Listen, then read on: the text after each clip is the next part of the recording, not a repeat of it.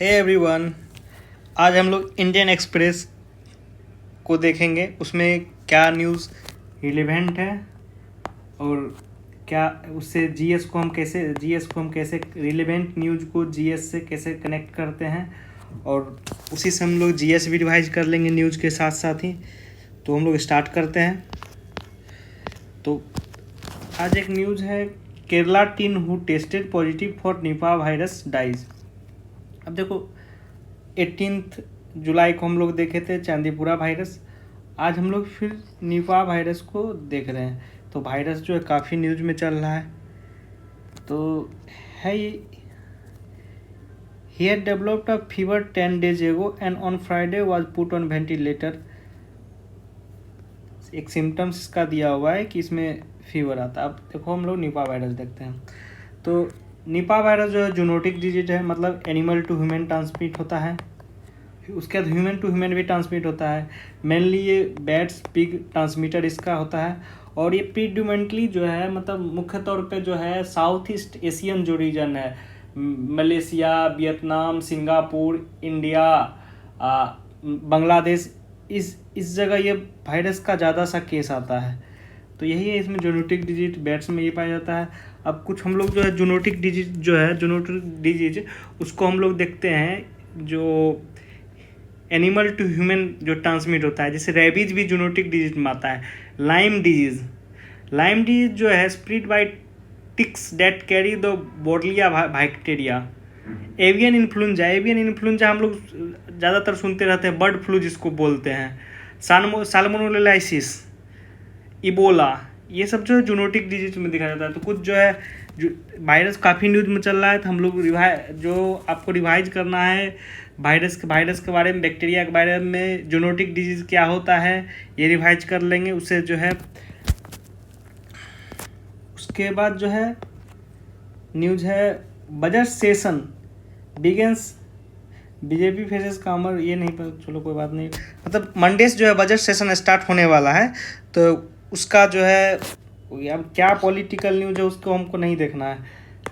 आइए budget session जो है, ये जो वर्ड जो है कॉन्स्टिट्यूशन में मेंशन नहीं। कॉन्स्टिट्यूशन में मेंशन है annual financial statement, article 112। Government ये जो एनुअल फाइनेंशियल स्टेटमेंट है उसमें गवर्नमेंट जो है revenue expenditure for physical year को जो ईयर अभी शुरू होने वाला है, जो हम लोग का जो फिजिकल ईयर होता है उसका जो है रेवेन्यू और एक्सपेंडिचर को पार्लियामेंट के सामने रखता है कि हाँ हमको इसमें इतना खर्चा करना है, रेलवे में इतना खर्चा करना है, हेल्थ केयर में इतना खर्चा करना है, डिफेंस में इतना खर्चा करना है। तो सारा एकदम खातावारी जो होता है उसको रखता है कि हाँ नहीं आगे जो है इस पूरे ईयर में हम इतना खर्चा करेंगे। बजट सेशन से पहले इकोनॉमिक सर्वे प्रेजेंट किया जाता है by president to the house. Economic survey में लास्ट ईयर जो है बजट था उससे क्या इम्पैक्ट पड़ा, कितना किधर खर्चा हुआ, कहाँ कैसे के, वो सारा चीज़ इकोनॉमिक सर्वे में रहता है। ये जो है एक तरह समझो कि पार्लियामेंट में अपोजिशन के लिए भी इकोनॉमिक सर्वे टूल की तरह यूज हो जाता है। मान चलो कहीं गवर्नमेंट में कमी रहा, इकोनॉमिक सर्वे में शो हो गया, तो अपोजिशन जो है उस पॉइंट को जो उठाता है। तो इकोनॉमिक सर्वे जो है ओवरऑल जो है जो लास्ट ईयर जो बजट सेशन जो पास किया गया था, बजट सेशन में जो भी फंड पास किया गया था, जो भी वर्क हुआ, इंफ्रास्ट्रक्चर डेवलप हुआ, क्या नहीं हुआ, ओवरऑल हेल्थ को जो है इकोनॉमिक सर्वे के अंदर आता है। जनरल बजट सर्वे प्रेजेंट किया जाता है पार्लियामेंट में, जनरल डिस्कशन होता है, डिमांड ऑफ ग्रांट्स होता है, वोटिंग उसका अप्रोप्रिएशन ऑफ बिल होता है, डिमांड ऑफ ग्रांट्स वोटिंग होता है। अब जो है हम लोग एक चीज़ देखना है कि डिमांड ऑन ग्रांट्स जो होता है, voting on demands of grants, उसमें कुछ तरह का मोशन होता है। याद करो, पॉलिसी कट मोशन क्या होता है, इकोनॉमिक कट मोशन क्या होता है, टोकन कट मोशन क्या होता है, ये सब जो है रिवाइज कर लेना। अब बजट सेशन में जो है जो क्वेश्चन आवर होता है, क्वेश्चन आवर जो है आरओपी मेंशन है, रूल्स ऑफ प्रोसीजर जो है हाउस का उसमें मेंशन है, कॉन्स्टिट्यूशन में नहीं मेंशन है, rules of procedure of house में मेंशन है। क्वेश्चन आवर में 3 प्रकार के क्वेश्चन होते हैं। There are 3 types of question in question hours: starred questions, unstarred questions and short notice questions.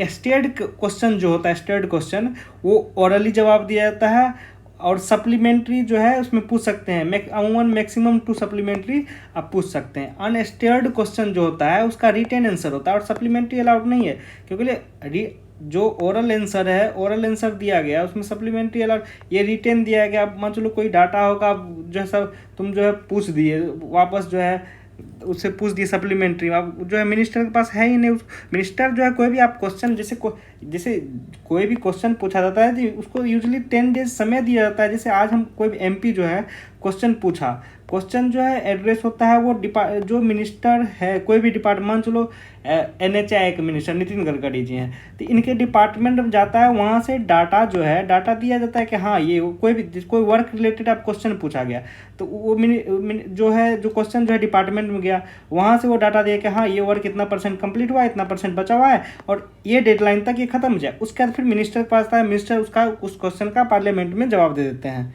उसका एक होता है short notice question. Short notice question जो ओरली दिया जाता है, और only after speaker in Lok Sabha और चेयरमैन पर्सन, इसमें जो है परमिशन लेना कंपलसरी है, उसके बाद ही आप शॉर्ट नोटिस क्वेश्चन दे सकते हैं।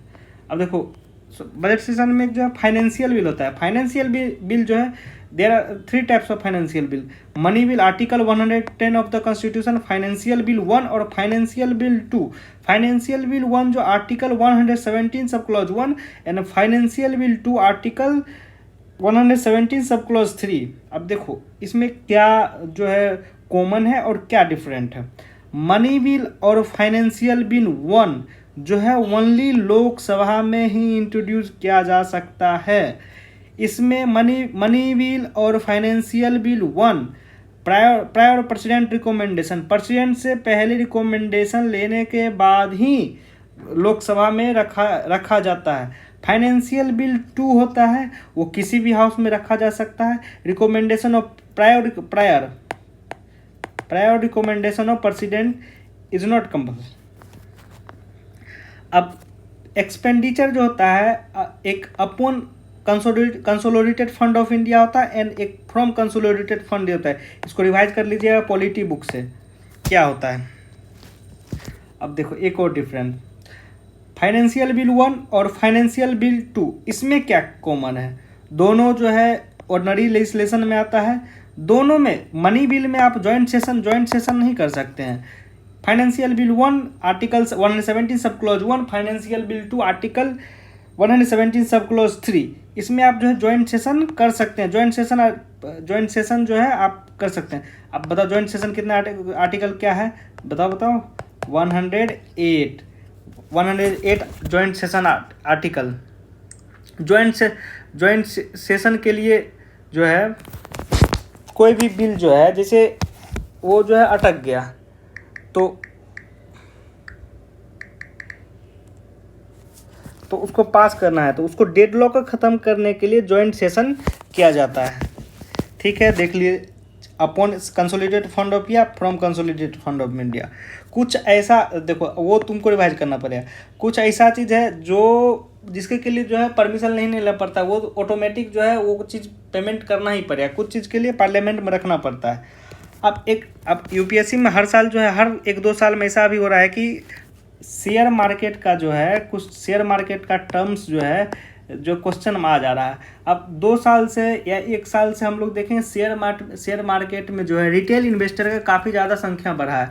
उसमें एक चीज़ आता है, एक चीज़ आता है FNO, फ्यूचर्स एंड ऑप्शन। अब देखो यहाँ न्यूज़ में है, न्यूज़ में हम लोग पहले देखते हैं ये। हाँ देखो, FNOs surge hurt capital formation growth a major concern SEBI RBI।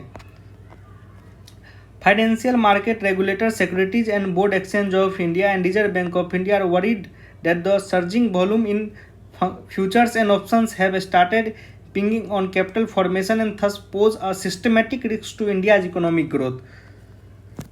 एक यहाँ, Indeed 9 out of 10 investors were losing money. अब हो क्या रहा है, नया डीमेट अकाउंट बना लिया, उतना पता है नहीं, लगता है कि वो जगह जगह देख लेते हैं हम लोग, हाई पे क्रिएट हो गया कि शेयर मार्केट में फ्यूचर है, शेयर मार्केट से इतना अमीर हो गया, अब पैसा डाल दिए। तो देखो डाटा क्या कर रहा है, 9 out of 10 investors were losing money as we subsequently found. तो 10 अगर इन्वेस्टर रिटेल इन्वेस्टर उसमें से 9 लोग जो है मनी तो लूज ही कर रहा है। Futures and options are derivatives contract. Derivatives क्या होता है हम लोग अभी पढ़ते हैं। डेरिवेटिव्स का क्या है? Derive their value from underlying, हाँ देखो यहाँ भी दिया हुआ है, derivatives derive their value from underlying assets that include stocks, commodities, currencies etc based on their expression of futures. अब देखो F&O देखते हैं हम लोग डिटेल में। देखो एक होता है फ्यूचर्स, एक होता है ऑब्लिगेशन ऑप्शंस। फ्यूचर्स में क्या होता है, जैसे तुमको शेयर मार्केट में जो है इन्वेस्ट करना है, ठीक ना, तो शेयर मार्केट एक डीमेट अकाउंट होता है, डीमेट अकाउंट खोल लो वहाँ पे, उसका तुम शेयर मार्केट में खोल सकते हो। उससे पहले हम लोग देखते हैं ये F&O को जो रेगुलेट करता है सेबी रेगुलेट करता है। अब तुम बताओ सेबी जो है स्टैट्यूटरी बॉडी है कि नॉन स्टैट्यूटरी बॉडी है, कॉन्स्टिट्यूशनल बॉडी है, क्या है? अब बताओ। F&O जो है NSE नेशनल स्टॉक एक्सचेंज और BSE बॉम्बे स्टॉक एक्सचेंज में जो है लिस्टेड है, वहाँ पे F&O के तहत जो है इन्वेस्ट आप कर सकते हैं। अब फ्यूचर्स जो है उसमें ऑब्लिगेशन टू बाय और सेल। अब मान चलो usually third last of month का जो लास्ट डे रहता है उस दिन जो आपको एक ऑब्लिगेशन रहता है कि आपको जो है इस दिन सेल करना पड़ेगा ही, इस दिन बाय करना ही पड़ेगा। अब देखो एक कोई शेयर है 100 रुपीज़ का, ठीक ना, अब ये जो है 100 रुपीज़ का शेयर है, इसको हमको लगता है कि जो है एक मंथ में जो है 110 रुपीज़ हो जाएगा, ठीक ना। तो हम जो है फ्यूचर्स ऑप्शन ले लिए, बोले कि इसको हम जो है 30 तारीख को मंथ के जो है इसको हम खरीदेंगे। इसमें जो आपको ऑब्लिगेशन है खरीदना ही पड़ेगा, और अगर सेल के लिए तो सेल करना ही पड़ेगा, बाय या सेल करना ही पड़ेगा। अब मान चलो 100 का शेयर जो है 110 हो गया, तब तो हमको 10 रुपया प्रॉफिट है।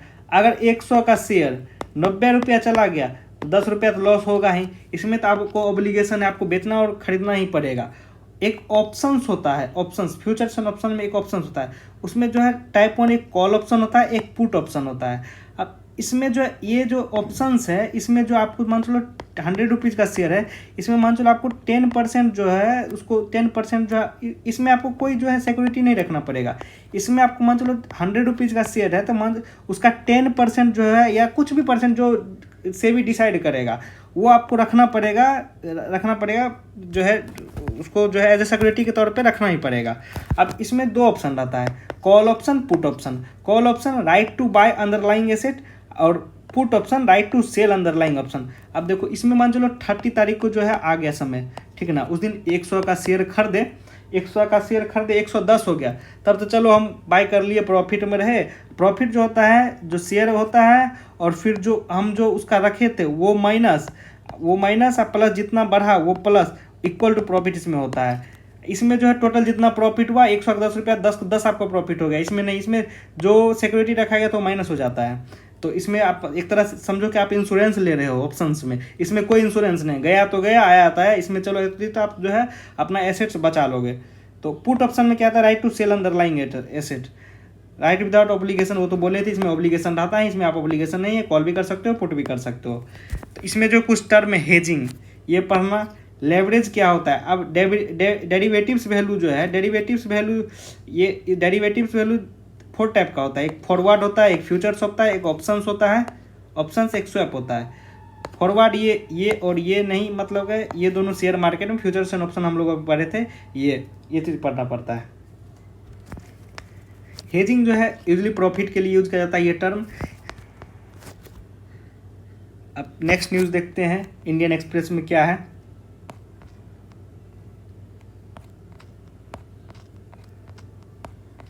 अब देखो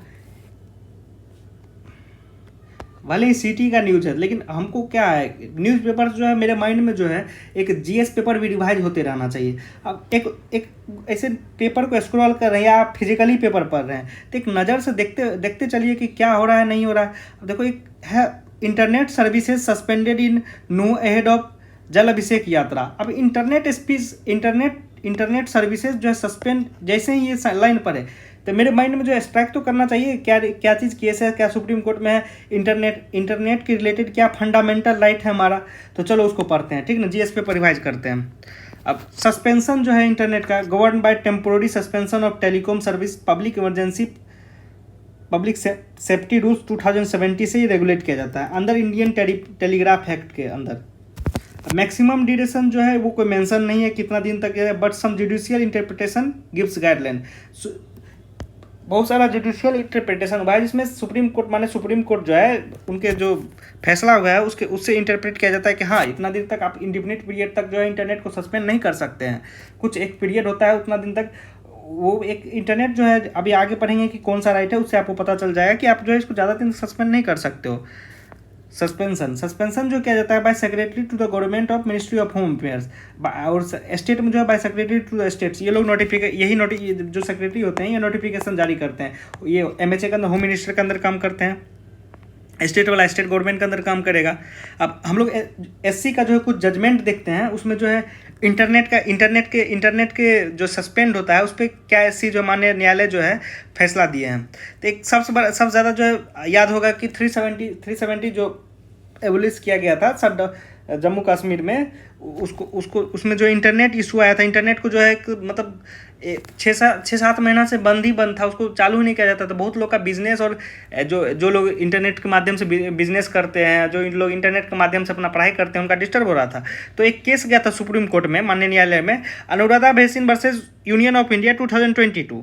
इसमें जम्मू कश्मीर का इशू जो था वही केस समरी आप देखो हम लोग देखते हैं। Suspension of internet must pass to the test of necessity and proportionality, supreme court बोला है। Must address urgent situation, must address urgent situation. अब ऐसा नहीं कि आप इंडिफिनिट बोल दिए कि नहीं सिचुएशन चल नहीं रहा है, इंडिफिनिट पीरियड के लिए उसका कोई डेडी लाइन नहीं दे रहे हो, इंटरनेट शट डाउन किए हुए हो। अब जो है इंटरनेट जो है सुप्रीम कोर्ट के हिसाब से फ्रीडम ऑफ स्पीच जो है, फिर article 19(1) a right to carry trade और बिजनेस अंदर आर्टिकल 19(1) अप्लाई टू इंटरनेट, ठीक है ना। अब आर्टिकल 19 जो है फ्रीडम ऑफ स्पीच है, उसमें ए तो देखो आर्टिकल 19(1) पर हो, उसमें एक तो है कि कैरी ट्रेड बिजनेस कर सकते हो और अप्लाई। उसका देखो सुप्रीम कोर्ट क्या बोला है, any restriction on this right must be reasonable and follow the procedure established by law. अब प्रोसीजर एस्टेब्लिश्ड बाय लॉ है तो आप लोग पढ़ लेना what is due process of law, दोनों में डिफरेंस पढ़ लेना, इससे एक जीएस का टर्म रिवाइज हो जाएगा। ये चीज़ तो एक थ्योरी में बहुत अच्छा है, 1-2-3 साल में हर एक बार यूपीएससी की रिपीट ही होता है इसके बारे में, प्रोसीजर एस्टेब्लिश्ड बाय लॉ और due process of law. Supreme court क्या बोला, should be temporary not extended to infinitely, इसी में बोला। एक और केस हुआ था इंटरनेट से ही रिलेटेड है, के Puttaswamy versus union of India. इसमें राइट टू सुप्रीम कोर्ट जो है इंटरनेट इसमें जो राइट टू प्राइवेसी के बारे में बोला गया था कि सुप्रीम कोर्ट देता आर्टिकल राइट टू प्राइवेसी जो आर्टिकल 21 फंडामेंटल राइट है, आर्टिकल 21 के अंदर राइट टू प्राइवेसी जैसे ही बोला, इसका देखो जैसे ही बोला राइट टू प्राइवेसी तो इसका इम्प्लीकेशन जो है डाटा प्रोटेक्शन पे जाता है, ऑनलाइन प्राइवेसी पे जाता है। अब आपका कोई मोबाइल यूज़ कर रहे हो, कुछ भी यूज़ कर रहे हैं, आपका कोई जो है ऐप आप इंस्टॉल किए वो डाटा चोरी कर रहा है, तो उस पर क्या कानून लगा क्या नहीं, तो वो जो है सरकार का जिम्मेदारी है उस पर कानून बनाना कि अगर कोई आपका डाटा ले रहा है। तो पुट्टुस्वामी में जो है राइट टू प्राइवेसी बोला गया था। अब देखो ये इंटरनेट वाला जो है इसको हम लोग देख लिए हैं, इंटरनेट देख लिए, निपा वायरस देख लिए, बजट सेशन देख लिए, FNAO देख लिए, फीचर्स एंड ऑप्शन देख लिए। अब देखते हैं आज के न्यूज़ में क्या है। देखो एक चीज़ हम बोलना चाहते हैं कि ये जो इसको हम बता रहे हैं तो हम एज्यूम कर रहे हैं, I am assuming that you have read basics terms of NCERT, तो उसके बाद ही हम GS पेपर रिवाइज करें। आप इतना एक न्यूज़पेपर सब पूरा क्लास तो नहीं ना ले सकते हैं, उसके लिए आपको एटलीस्ट NCERT पढ़ा रहेगा तो सारा टर्म जो एकदम क्लियर समझ में आ जाएगा और रिवाइज होते रहेगा। समझना नहीं, हम तो मेरा तो एक है कि रिवाइज होते जाए, पेपर से हम जो है कोई भी वर्ड रहे पेपर में वर्ड, तो जैसे आप देखो गवर्नमेंट एंड पॉलिटिक्स, यूजली जो है सब लोग बोलते हैं कि स्टेट न्यूज़ मत पढ़ो, गवर्नमेंट एंड पॉलिटिक्स मत पढ़ो, अरे नहीं पढ़ना है हमको, ठीक ना। उसमें जो टर्म है जैसे आप देखो उसे अभी जो टर्म इससे पहले हम देखे थे कि इंटरनेट शटडाउन न्यूज़ में है, तो ठीक है स्टेट न्यूज़ ने पढ़ना, इसके अंदर देखो, अब देखो इसके अंदर क्या पॉलिटिकल न्यूज़ चल रहा है, क्या चल रहा है, इससे हमको कोई मतलब नहीं जाता है। इतना पढ़े उससे माइंड में स्ट्राइक करना चाहिए कि क्या सुप्रीम कोर्ट का जजमेंट है, क्या अनुराधा भसीन केस हमको याद है, क्या पुट्टुस्वामी केस हमको याद है, क्या सुप्रीम कोर्ट जो है इंटरनेट को फंडामेंटल राइट मानती है, किसके अंदर मानती है, प्राइवेसी किसके अंदर, आर्टिकल 20 फंडामेंटल राइट आर्टिकल 21 के अंदर है ना। तो ये चीज़ रिवाइज होना चाहिए। इसके अंदर जो इतना बड़ा बड़ा लेंदी, इसको पढ़ना ही नहीं, बस ये पढ़ो, माइंड में स्ट्राइक होना चाहिए जेस पेपर के अंदर क्या है, क्या रिवाइज करना है, क्या इससे रिलेटेड लॉज है, बस हो गया। अब देखो गवर्नमेंट एंड पॉलिटिक्स में ही अब हम लोग देखते हैं। Government consider 50,000 crore scheme to incentivise state for agricultural reform. Agriculture reform हम लोग पता है कि स्टेट सब्जेक्ट के अंदर आता है, आर्टिकल ये स्टेट सब्जेक्ट के अंदर आता है, 7 शेड्यूल के अंदर आता है, लिस्ट 2 के अंदर, लिस्ट 2 सब्जेक्ट स्टेट सब्जेक्ट है। तो देखते हैं अब एग्रीकल्चर स्टेट सब्जेक्ट अंदर list 2 of the 7 schedule farm. देखो एक अब क्वेश्चन उठता है कि एग्रीकल्चर अगर स्टेट सब्जेक्ट है तो एग्रीकल्चर स्टेट सेंटर बार बार क्यों कोशिश कर रहा है कि इस पर फार्म बिल ला दिया था। तो याद है कि 3 फार्म लॉज आ गया था, उस पर जो है बहुत सारा विरोध हुआ था। स्टेट बोल रहा था कि हमारा अधिकार है एग्रीकल्चर रिलेटेड जो है कोई भी बिल बनाना। तो सेंट्रल जो है अपने आप को कैसे मतलब कैसे प्रोटेक्ट एक्शन को जो जस्टिफाई करता है कि नहीं हम भी बना सकते हैं। तो वही हम जो है बताते हैं। देखो स्टेट तो पता चल गया कि 7 शेड्यूल में है लिस्ट ये एग्रीकल्चर स्टेट सब्जेक्ट में। अब फार्म बिल देखो मान चलो आया था, तो यूनियन गवर्नमेंट जो है कैसे जस्टिफाई किया था। The union government justified it's actions अंदर एंट्री 33 ऑफ द कंकरेंट। तीन सब्जेक्ट होता है, यूनियन लिस्ट, स्टेट लिस्ट, एक कंकरेंट होता है। concurrent list which include trade and commerce in and the production supply and distribution of foodstuffs among other। यहाँ से central government जो है बोलता है नहीं हम भी बिल बनाएंगे, production supply distribution of foods among other items। This means agriculture as a practice is a state subject। Issue related to trade commerce of agriculture product can be regulated by both union and state government। ठीक है, देख लिए। अब एक news में है bank rolling growth, ठीक है ना। बैंक रोलिंग जो है यूजली जो है ना प्रोवाइड नेसेसरी फाइनेंशियल सपोर्ट और funding to facilitate acceleration growth, यही है बैंक रोलिंग। वो तो इतना कुछ खास नहीं है। यही आज का न्यूज़ था इंडियन एक्सप्रेस का, हम लोग देख लिए पूरे से। इंडियन एक्सप्रेस में और कुछ खास न्यूज़ नहीं है। हम लोग ने देखा कि स्टेट सब्जेक्ट स्टेट जो है लिस्ट है, गवर्नमेंट एंड पॉलिटिक्स जो है उससे भी जो है हम लोग जीएस पेपर कैसे रिवाइज कर सकते हैं ये भी देखे थे। और एक चीज़ माइंड में होना चाहिए कि एथलीट बेसिक एनसीईआरटी टर्म जो है, आप देखो इकोनॉमिक्स में जो है नेशनल इनकम पता होना चाहिए, अब जीडीपी क्या है वो पता होना चाहिए, ये सब चीज़ पता होना। अब ये सिर्फ तो बताने बैठेंगे तो बहुत लंबा वीडियो हो जाएगा ना। तो एक जो ऑन द पॉइंट जो टर्म आता है वो हम बता देते हैं, ठीक ना। Thank you.